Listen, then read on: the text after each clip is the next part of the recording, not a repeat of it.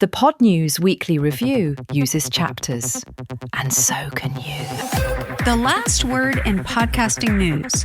This is the Pod News Weekly Review with James Cridland and Sam Sethi. I'm James Cridland, the editor of Pod News. And I'm Sam Sethi, the CEO of True Fans.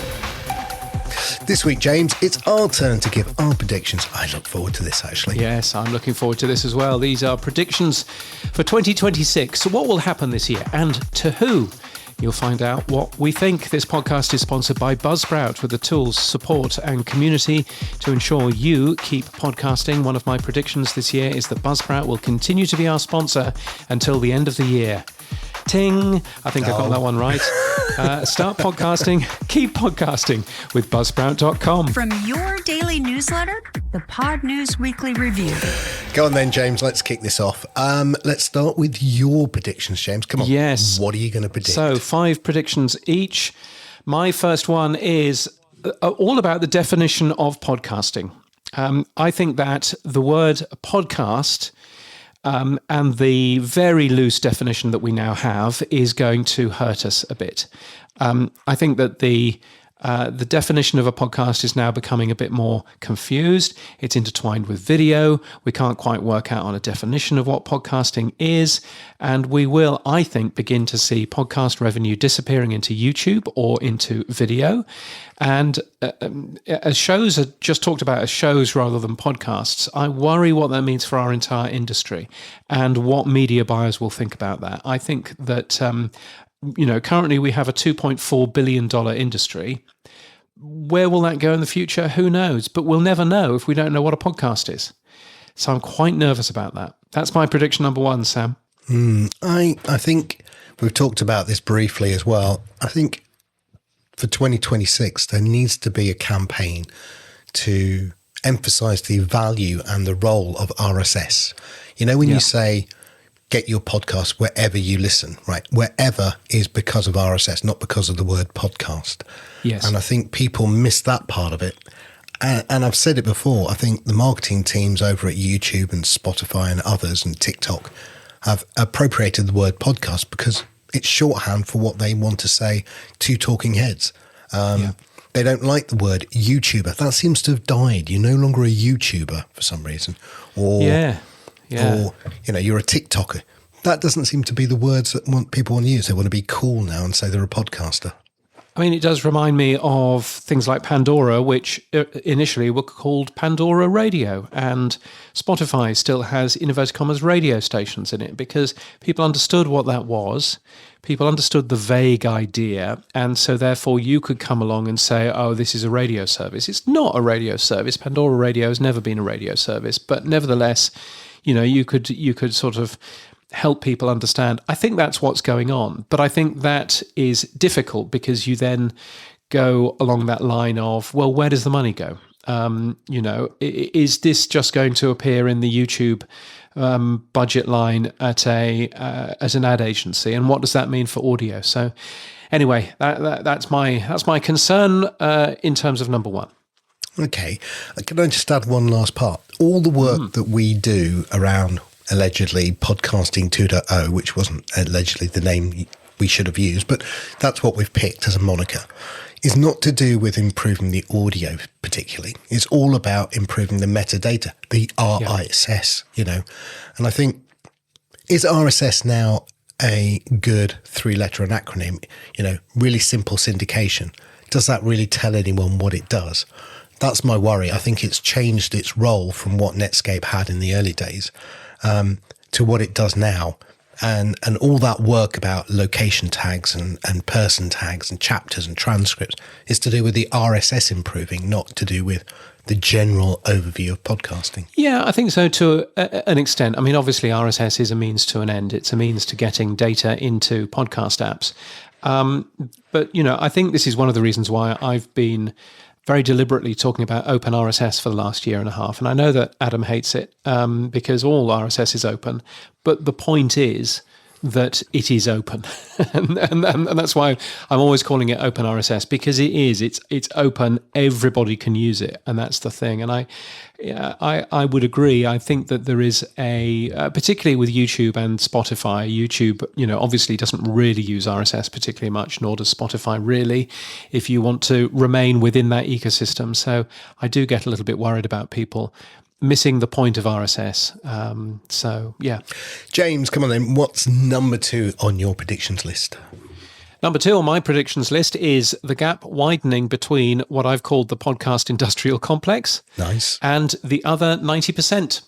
I think the other 90%, those shows that aren't in the Edison top 50, but those shows that are still very popular, very large, have very good audiences, and I would count us amongst that list as well. I think that those shows, the other 90%, will be the main growth engine. The shows produced by people like Spotify and Sirius and Podcast One will become far more focused into video and showbiz and Netflix. And I think the gap will widen between what they offer and the real weight of the industry, the other 90% that still attract audiences. And, they used to say niches bring riches, which doesn't really work in an English accent. But if we know how to monetize them, I think that that's certainly the case. Yeah. And is there anything that we can do to close that gap, though? I think there has been some closure of that gap over the last year. It's never been easier to monetize your podcast. So people like RSS.com launching paid, which is their dynamic ad insertion, Libsyn opening that up to many more people, Blueberry opening that up to many more people. All of that really happened last year. So I think it's never been easier to make money out of your shows, and that's probably a great benefit. I do think, though, that we'll see, all of the glossy video and stuff is really only a thing for the top 10%, or the top 5%, or the top 2%. But I think, the majority of podcasts out there, I know you're very keen to do video for this show. I'm not. Have you not seen what I look like in the morning? I'll have to put clothes on. So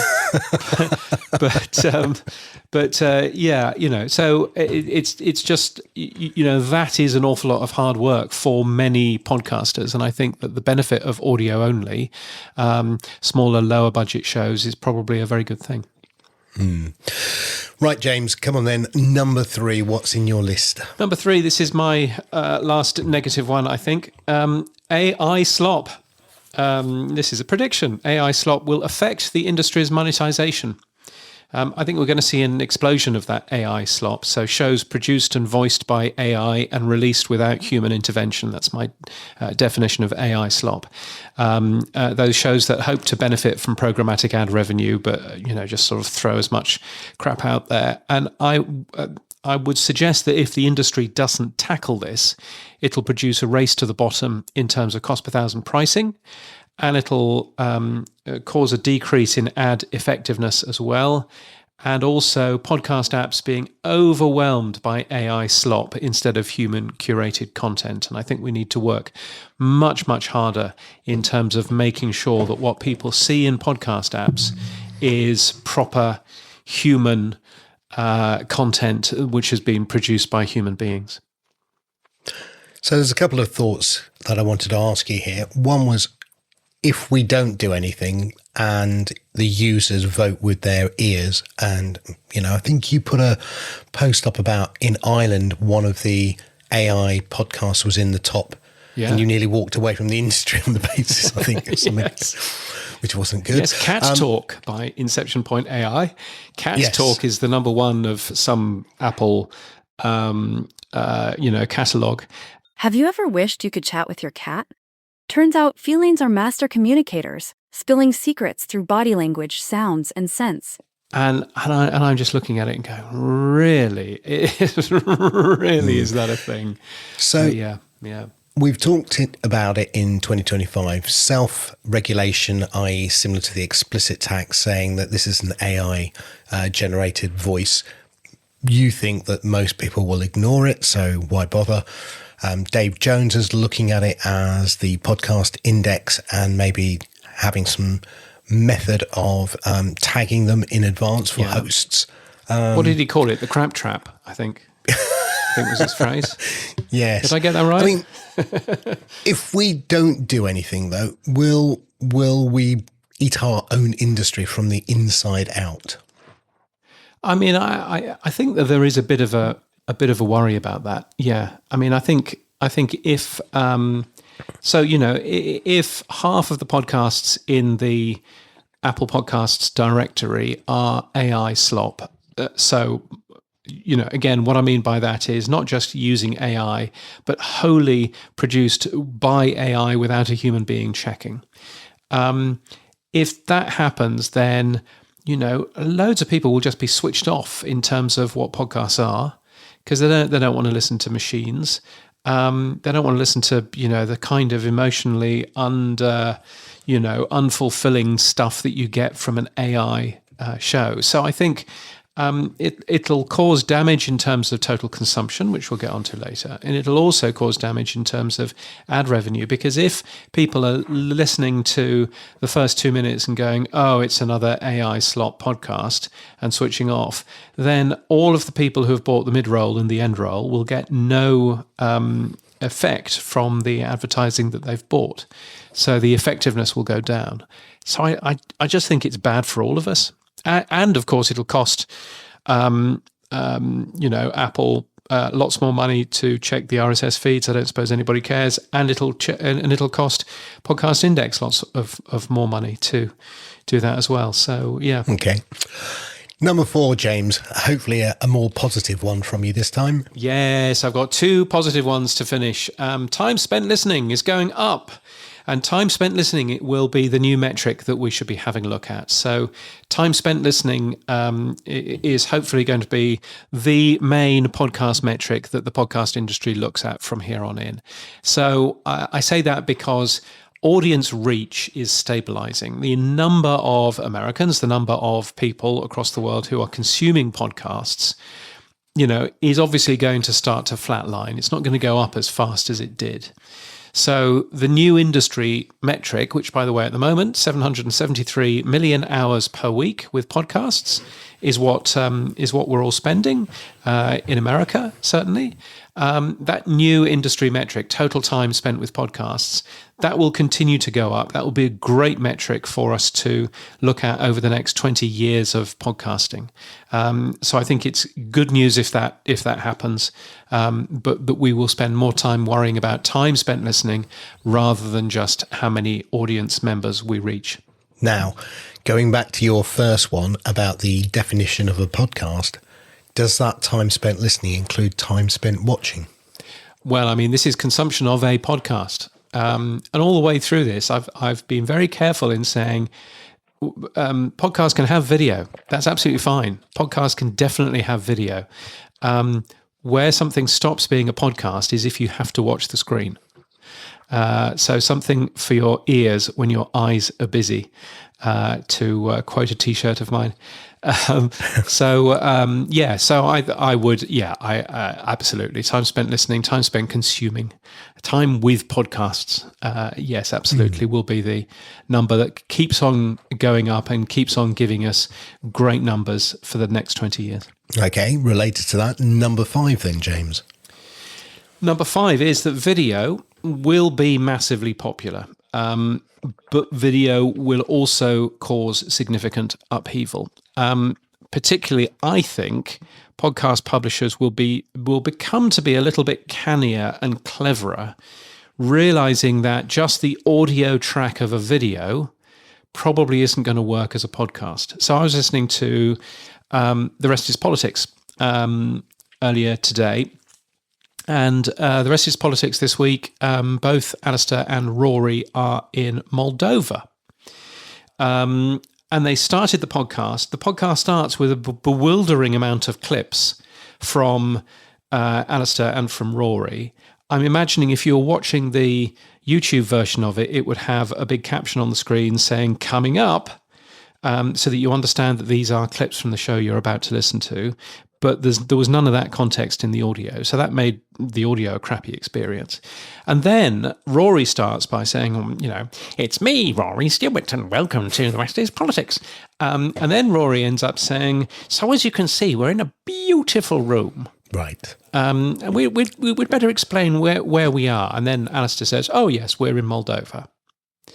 And I'm there going, because I was driving and listening to the audio, I was there thinking, what a waste. You could have said, so, if you can see us right now, you will see that we are sitting in a beautiful, opulent, gold-panelled room with, marble a floor and a stuffed tiger in the background and all of this kind of stuff, and to paint a picture. But none of that was happening because there was a bloody camera in the room. So that show's ruined now because, it's just a TV show and I'm just listening to the audio of a TV show and going, oh, I'm missing out now. I'm missing out on this show because I'm not watching it. Yeah. I think it's a real worry. So from my point of view, I think we need to work out that audio isn't seen as a second-class citizen, but instead we look at audio as a equal choice, if not better, than video. I think that would be a winning plan. I'm not old enough, and nor are you, to know when the radio to TV argument would have appeared, right? Because that would have been very similar, I would have thought, when people on the radio were very enunciating and they were very descriptive, and then suddenly you've got a TV audience. I wonder whether there was a similar sort of dislike to it to begin with, because people had grown up being radio only. That's a really interesting thought. Yeah, because I'm sure that there would be. I mean, what we need is Julia Barton or one of the other audio historians to tell us all about that. But I'm sure that there would have been. I do remember there was something around what we call here in Australia match calls, but what everywhere else calls live commentary of things like football matches and things like that. I do remember that there was,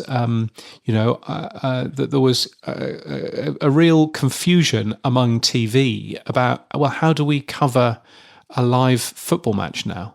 Because people understand what it sounds like on broadcast. So how are we going to do that now? So, I think it's interesting. But, they're just different. Video's different to audio. And it concerns me around the content being made.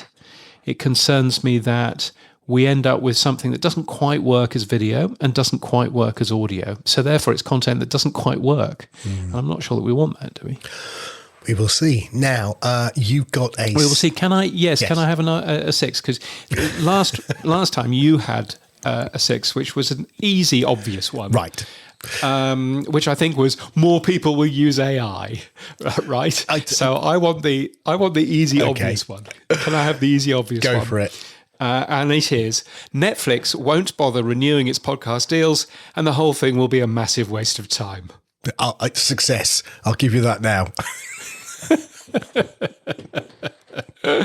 Yeah. They're all yearly deals. It'll be a waste of time. Right. Let's move over to you. You have 5. Well, allegedly, if you look at it. I happen to know. Although they are all quite long. Yes. What is your number one prediction, Sam? Well, my overall view is that the industry will have a consolidation, and I think it will consolidate in 3 directions. So horizontally, vertically, and technically. Let me explain. Horizontally, I think we've seen already. We've seen companies merge. We've seen Limonada, Audio Boom's on the market already. Podex has been quiet, so I assume that they're doing due diligence on the next acquisition. Global, interestingly, only this week have acquired a majority stake in The Overlap, which is a football show in the UK run by Gary Neville. But it just shows that now not only is Netflix buying content, but other platforms are beginning to buy content. And I think that's interesting. Yeah. No, absolutely. I can certainly see that. So horizontal stuff, and you said that Podex has been acquired. You mean Podex has acquired lots of people and will acquire more of those. So horizontal, what did you mean by vertical? Well, I think we saw that at the end of last year. We saw Fountain merge with RSS Blue. We saw Patreon get into hosting along with Riverside. We saw Podhome, a host, get into building apps. And obviously, my own platform is doing something similar. Now, I think what we will see is companies like Descript. I don't think they will be standalone much longer. I think Riverside, I think Headliner, even Bumper, Podpage. I suspect many of these will be acquired in 2026 because I think we are now getting into a platform where it is soup to nuts. You stay with us, you go creation, you go recording, you go distribution, profitization, monetization, whatever you want. I think we're going into that verticalization, and that's where the fight will be. Yeah, and I think actually to an extent some of this has already happened. Descript, of course, is two different things in one.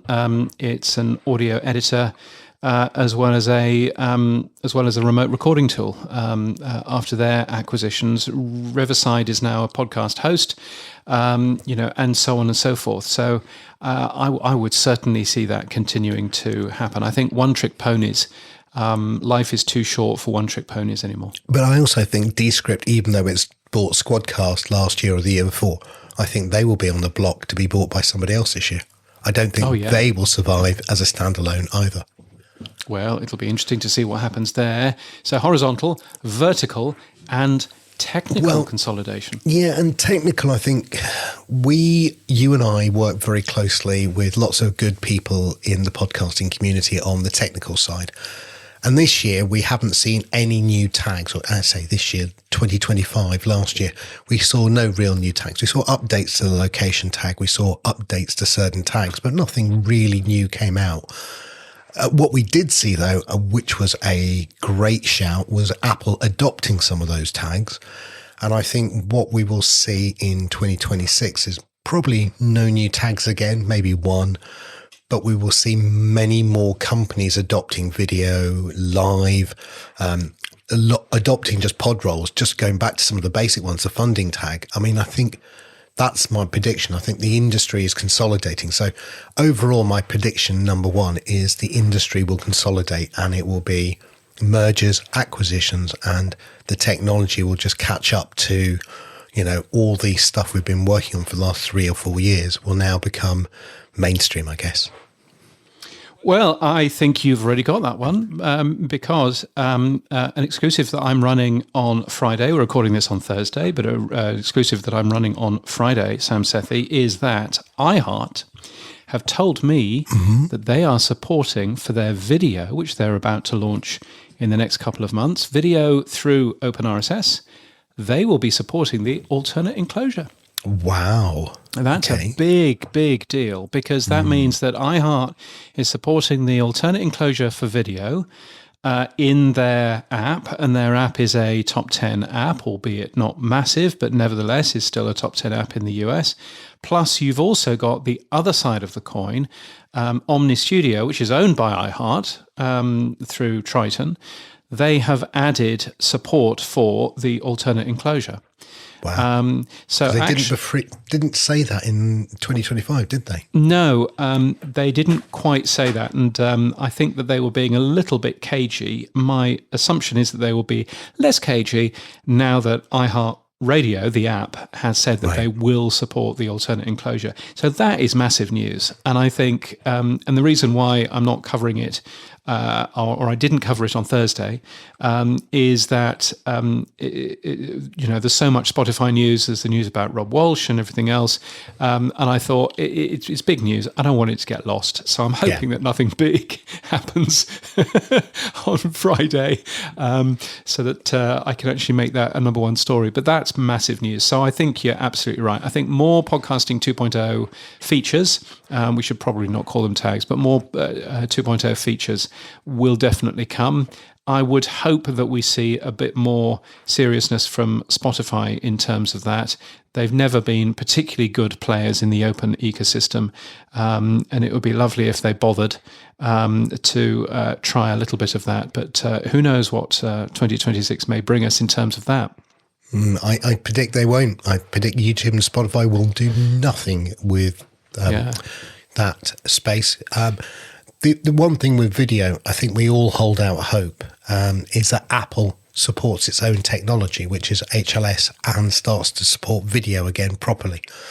That would be really a game changer, I think. Yeah, I think Apple supporting video would be really interesting.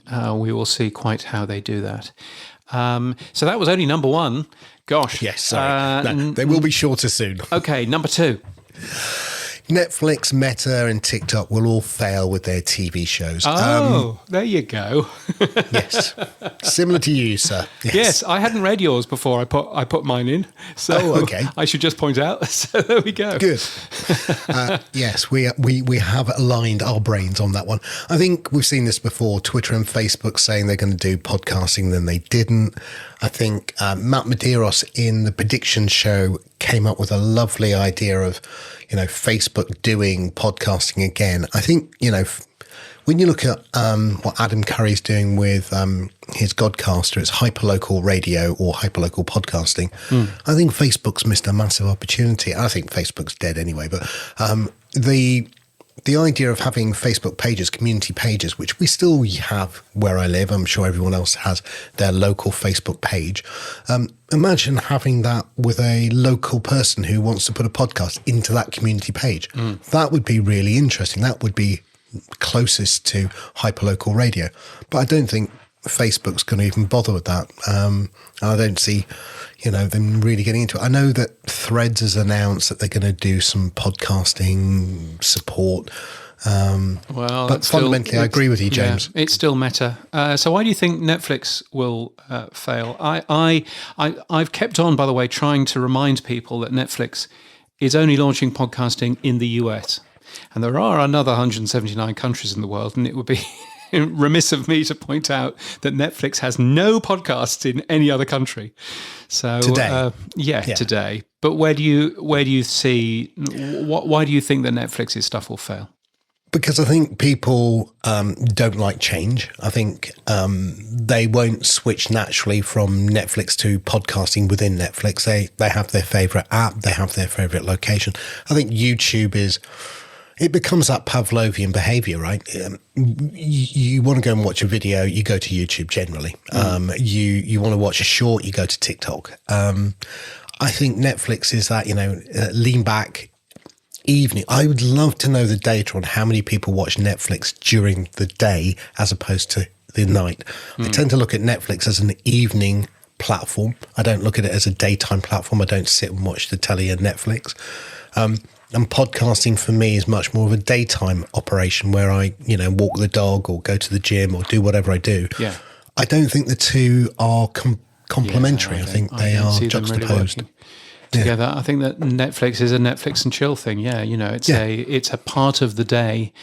It's not a background, it's not a background thing. Yeah. And that's why I think they'll fail. So that was number two. What's your third prediction? Commerce. So consolidation and commerce are my overarching themes, and commerce micropayments sadly will not go mainstream again in 2026. We probably have to wait till 2027. And by that time, I suspect stablecoins will replace Bitcoin as the mechanism of micropayments. Right. Gosh. So Bitcoin's going away, is it? No, I think people are beginning to use Bitcoin as a store of value. So I think people are going, oh, that keeps going up in value. I don't want to give that away. I don't want to keep giving that money to people. Whereas stable coins linked to your fiat currency are not really going to go up in value too much because they're pegged by the currency. So I think we're going to replace Bitcoin micropayments with stablecoin micropayments. And we saw at the end of last year, YouTube has started paying creators with stablecoin via PayPal. So I think you're beginning to see that, that is the way forward. I know Stripe. So what's the benefit? What's the benefit for you if you're a YouTuber, as they used to be called, apparently? Yes. What's the benefit for you to be paid in PYUSD, PayPal's dollar-pegged stablecoin? I mean, if lower fees is the only thing I can think of. Is it literally lower fees? Because YouTube themselves are still sending US dollars to PayPal. Yes. And so it's just lower fees in terms of... So why couldn't MasterCard and Visa go, go, get out, get out of our playground. We'll just lower our fees. Innovator's dilemma, I think, is the answer to that one. I think. Listen to you with your quotes. Wonder what I did for Christmas. Yes. I think, I think those payment mechanisms will either have to adopt or die. I think we've seen it with Xerox with the photocopier. They didn't adopt new technologies. I think PayPal will put pressure on them. I think Stripe will put pressure on them. And if they don't jump in and compete, then, they're just an inevitable end goal for both of those payment mechanisms. Well, the Elon Musk fascist coin, I think, will fix all of that. Oh, absolutely. So, Clayton Christensen, gosh, there's a thing. Right, number 4. It's community. I think we will see premium paid content outstrip advertising revenues.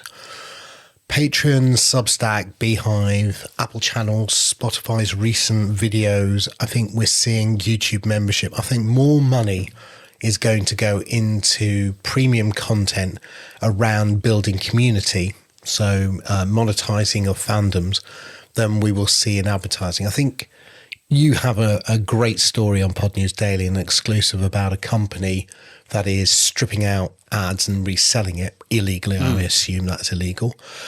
But you also had a quote from somebody saying that fundamentally, if we have ad saturation, then people will naturally look for tools like that. But I think people are actually willing now to pay. I look at my own behavior, and I assume yours may be similar.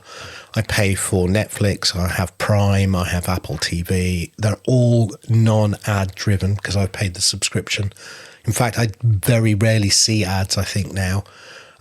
Advertisers aren't getting the return. I think you talked about the AI slop, I think advertising is under a lot of pressure to deliver value, or people are going to have to look elsewhere. And I think people are saying, actually, I'd rather not have the ads. I'd rather go and pay. And I think that's where I think it's close now. You can tell me better than I can. But the ad industry in the US is 2.4 billion. And I think Patreon on its own paid out 2 billion last year to creators. There isn't a big gap then.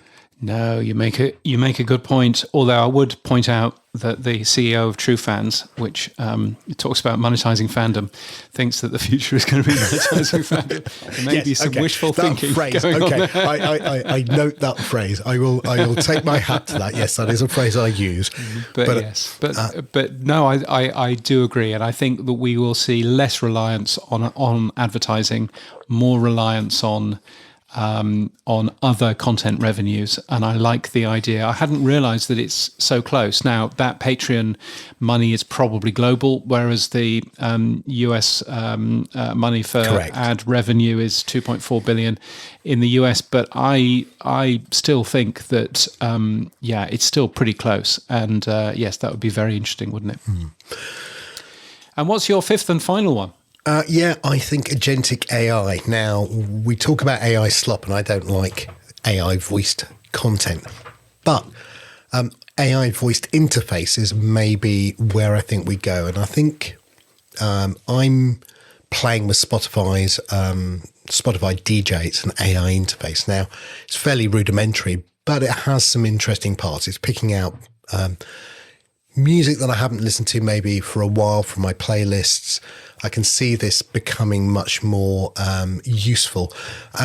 We've looked at playing with it ourselves, and I know other platforms have. Well, we are a voice-based medium, and you often listen hands-free. You're running, you're in the car, you're doing something else, as you say, something for your ears while your eyes are busy. Well, I would add something for your voice while your hands are busy, because there's a new T-shirt for you, James. I think we will see that. We've seen, AI being used as an assistant to I don't know, creation. So we've got Descripts, Overlord and Riverside and other platforms. But I do think we're going to see voice-related interfaces where I can talk to my podcast app and say, "Ooh, play me the latest episode of," or "How many new comments have I got this week?" or read them out to me. I think also last part of that is, as I listen, I think Snip does some of this already, where I might be listening to a podcast and I don't understand the term or I don't understand what they mean. And I can ask my agentic AI, "Tell me more about that." Pause the audio, find me the understanding, then come back to it, or record that part for me as a clip, or remind me about that later. I think AI voice interfaces will become much bigger in 2026. I think it'll be very exciting to see what happens with AI voices. And certainly, you know, when you're playing around with Siri, which is not the world's most forward-looking AI voice these days, I'm looking forward to seeing what Apple does with that, what Google does with Gemini, which they've kind of put a bit of a half-assed version of into some of their smart speakers right now. And I think it'll be very interesting to watch what happens with both of those. So yes, absolutely. Will all of this will happen on your weird sunglasses then, will it? Actually, weirdly, Facebook released Orion, which was the video sunglasses. So you've now got a heads-up display within them. And they've had so much demand that they've actually not going to sell them outside the US for the first 6 months, I think.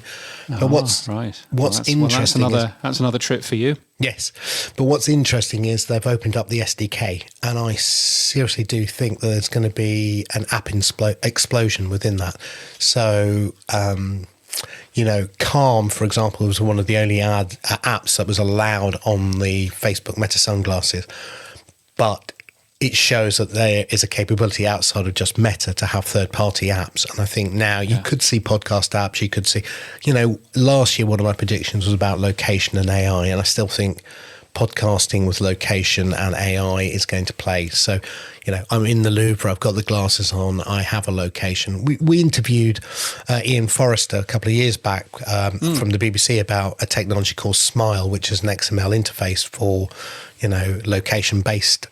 I think all of that's going to come to fruition. We just haven't got all the parts connected yet. We've got the location tag now, we've got the podcasting, we've got the subject element. I think AI within that and the ability to detect where you are, I think is going to come together.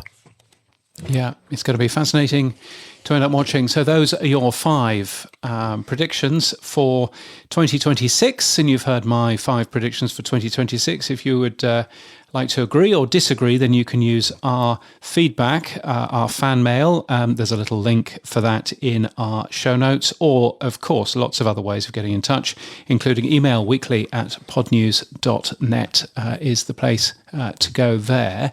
Let me tell you, if you're a fan of this show, how to support this show, because that's kind of vaguely important as well. We have 22 power supporters, people like Will Clark and Martin Lindeskog and Seth Goldstein. Thank you very much, Seth. Goldstein. I'm going to go with Goldstein. Yes. You can find him at podmastery.coach. And he is our latest power supporter. There are plenty more of those. It really helps us, and it means that Sam can eat, and it means that I can drink. So that's an important thing. But it really helps us if you wouldn't mind popping over to weekly.podnews.net and click on the support button there. That would be super kind, and thank you to the many people who are doing that. What's your week been this week, Sam? How's your week been? Pretty quiet, actually, I have to say. Just picking up. Played a paddle tournament and won that, which I was very pleased. Of course you did. Yes. But it was -6, James, on the court. Oh, my God. Oh, it was cold. It was cold. Oh, yes. But yes, that's been nice, and just getting back into it. Did you have lots of snow? None. No, we're due it today. The weather prediction is the UK will be covered in snow. And I'm off to see the ABBA experience with my daughters tonight. So, oh, wow. God help us in both cases.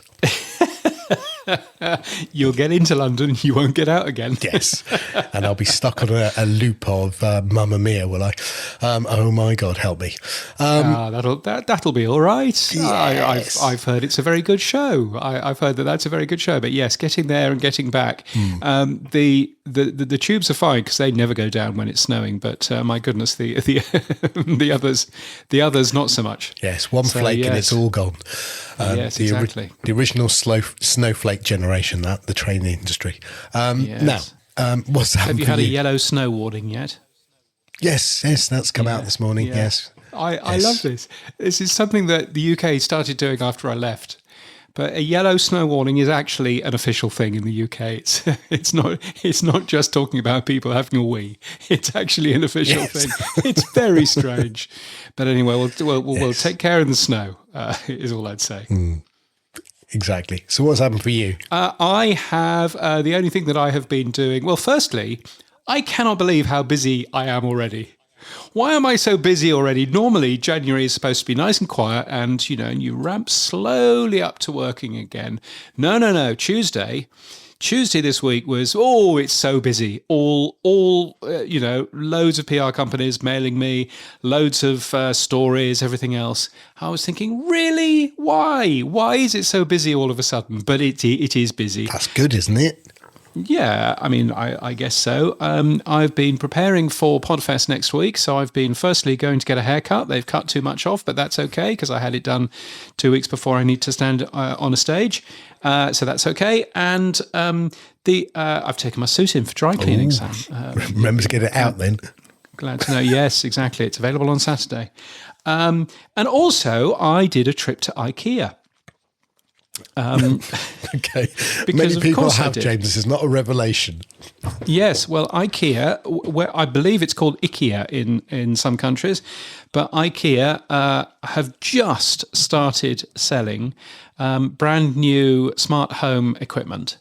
Just started selling it, and it's really, really cheap. So they've got this thing, which is just a sensor to tell you if you've left the window open you've left the door open, right? And $7, $7.99 US for this thing. It's $12.99 Australian. Before today, or before this week, the cheapest one that I could have bought here in Australia was $55, and that's even including things like AliExpress and all that kind of stuff. So I went up to IKEA. I realised that they had just been shipped in. I went up to IKEA and I bought 7 of these things, and I've now programmed the house so that if it's going to rain and the window is open, then I'm going to get a message on my phone saying it's about to rain and you've left one of the windows open in the office. Which you have no idea how useful that's going to be. So that's good. And then when you're driving, because that's probably where you got the message. Yes. How do you then close it? Well, yes, that is going to be the issue. But I do normally close the windows before we go out. Right. But it's more a case of, there's another one where when I turn off the lights at night at the end of the evening, now it's going to tell me if there are any windows or doors nice. open. So, that's useful. Yeah, you don't have to walk to every room. So, yeah, exactly. So that's been very good. So, yes, but apart from that, and I had to go back to the gym today, of course, because it's gym day, and first time in the gym for 3 weeks. Ouch! That wasn't fun. Not fun at all. Anyway, there we are. So, have you got a program being given to you, or do you randomly walk between machines and just see what you can do? No, I have a fitness expert, right?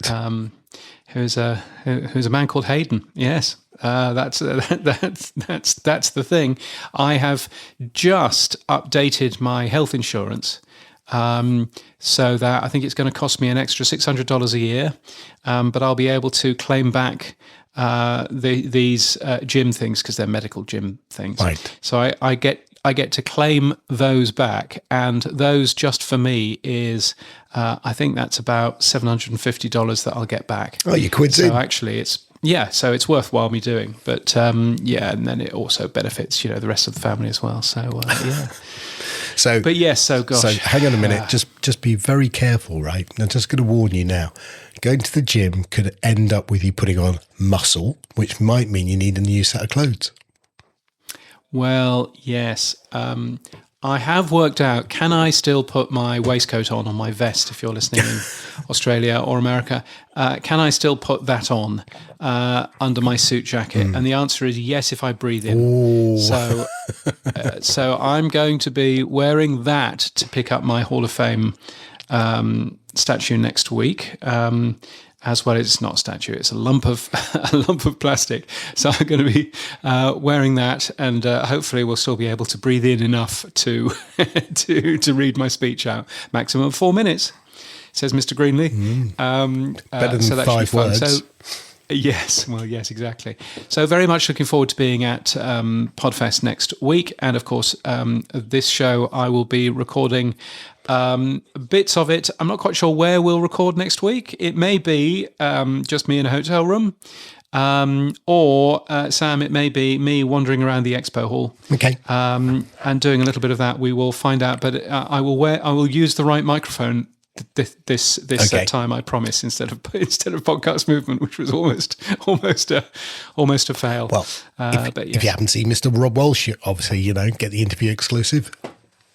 Well, I will be seeing him actually because he and I are sharing a table at the Hall of Fame. Wow, and wowzers. Okay. Yes, and as you may have noticed in the podcast 411 show, which he does, he ended up being very polite and congratulating everybody that's become a Hall of Famer this year, and he actually said yes, including you, James. And I thought, wow, there you go. So I'm going to. I mean, in all seriousness, he is. There is nobody. As I said yesterday in the newsletter, there is nobody that knows about podcasting more than Rob. He's a very, very knowledgeable person, and I think it'll be really interesting to see what he does unfettered by Libsyn and see how he changes the world, as I'm sure that he will. But I'm genuinely looking forward to saying hi. I'm even going to bring him a little gift. So there's a thing. There you go. 2026 starts off in a good vein. I know. And that's it for this week. We're back next week with our first proper Pod News Weekly review of the year. We've got quite a lot of news to get through, as you can possibly tell, but that should be fun. You can still support this show using streaming sats. Yes, they still work, although they might be called Bitcoins next year. I'll tell you more about that next week. You can also give us feedback using the Buzzsprout fan mail link in our show notes. You can send us a super comment or boost, or better still, as James said, become a power supporter like the 22 power supporters at weekly.podnews.net. Our music is from TM Studios. Our voiceover is Sheila D. We use Clean Feed for our main audio, and we're hosted and sponsored by Buzzsprout. Start podcasting, keep podcasting. Get updated every day. Subscribe to our newsletter at podnews.net. Tell your friends and grow the show. And support us. The Pod News Weekly Review will return next week. Keep listening.